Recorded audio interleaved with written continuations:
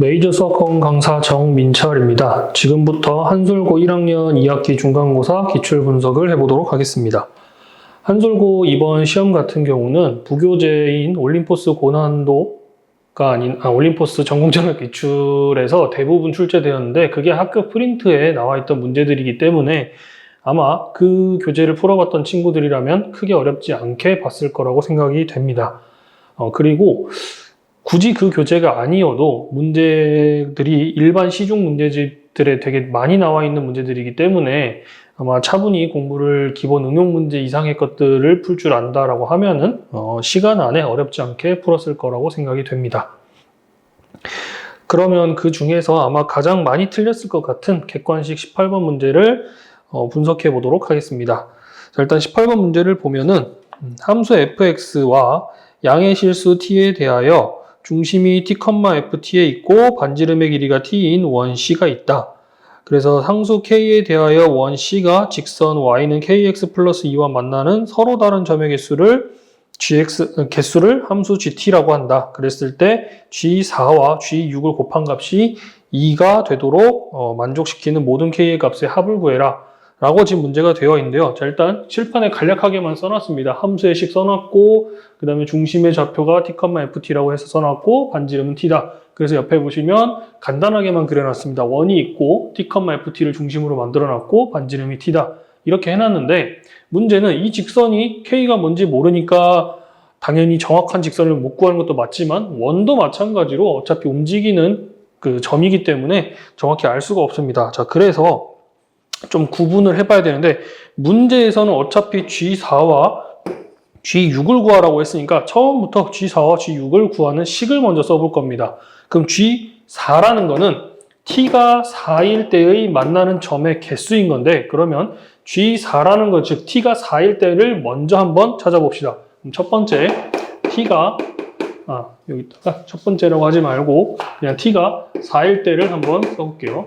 T가 4일 때 자, 이렇게 쓸 건데 그럼 중심의 좌표를 t에다 4를 집어넣고 계산을 하게 되면 그때 중심의 좌표는 4,4가 될 거고 이때의 반지름도 4가 될 겁니다. 그러면 문제에서 하려는 게 뭐냐면 이 중심에서 그 직선까지의 이 거리를 구할 겁니다. 이 거리를 지금부터 d라고 할 건데 이때 거리 d는 루트 이 식을 변형을 해놓고 시작을 해야겠죠. 그래서 이 식을 kx-y 플러스 2는 0이라고 방정식의 모양으로 바꿔놓고 점과 직선 사이의 거리의 식을 쓰면 루트 k제곱 플러스 1분의 그 다음 4,4를 그대로 집어넣고 식을 쓰게 되면 4k-2 이렇게 나올 겁니다.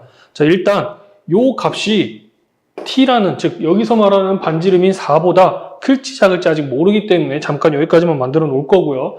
마찬가지로 t가 6일 때 우리 어차피 g6을 해야 되니까 6일 때도 같은 방식으로 해서 거리를 구하게 되면 얘는 루트 k제곱 플러스 1분의 절대값 6k 플러스 4 이렇게 나올 겁니다. 자, 그러면 지금부터 이제 고민해 봐야 될 게 문제에서 g 값은 결론적으로 개수입니다. 개수.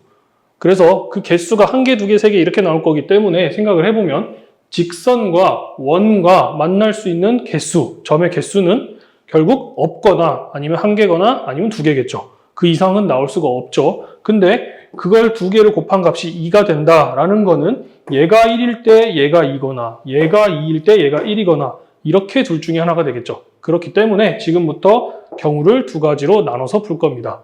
자, 그러면 첫 번째 여기다 풀게요. 첫 번째는 G4가 1이고 대신에 G6이 2일 때 이렇게 해놓고 풀어봅시다.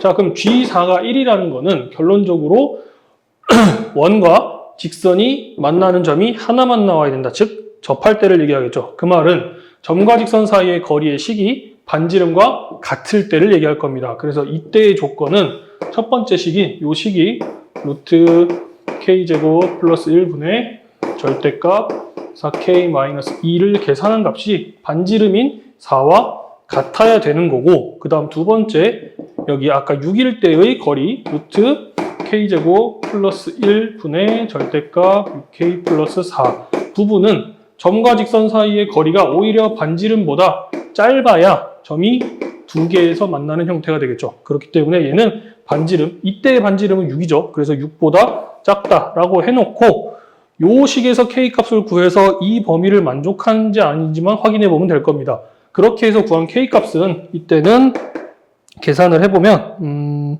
마이너스 4분의 3이 나올 거고요. 자, 그 다음 두 번째도 같은 방식으로 할 건데 두 번째는 반대로 바꿔놓고 하면 되겠죠. G4가 2일 때고 그 다음 G6이 1일 때겠죠.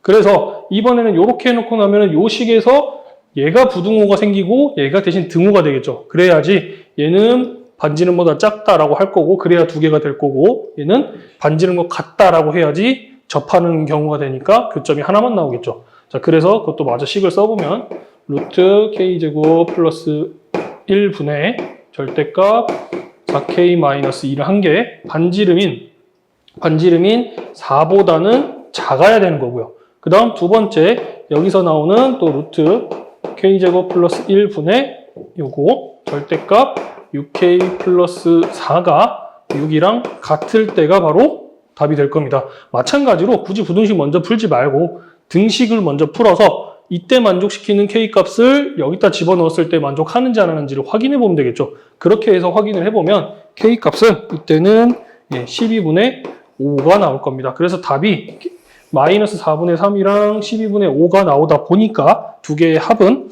마이너스 3분의 1, 즉 답은 2번이 되겠습니다.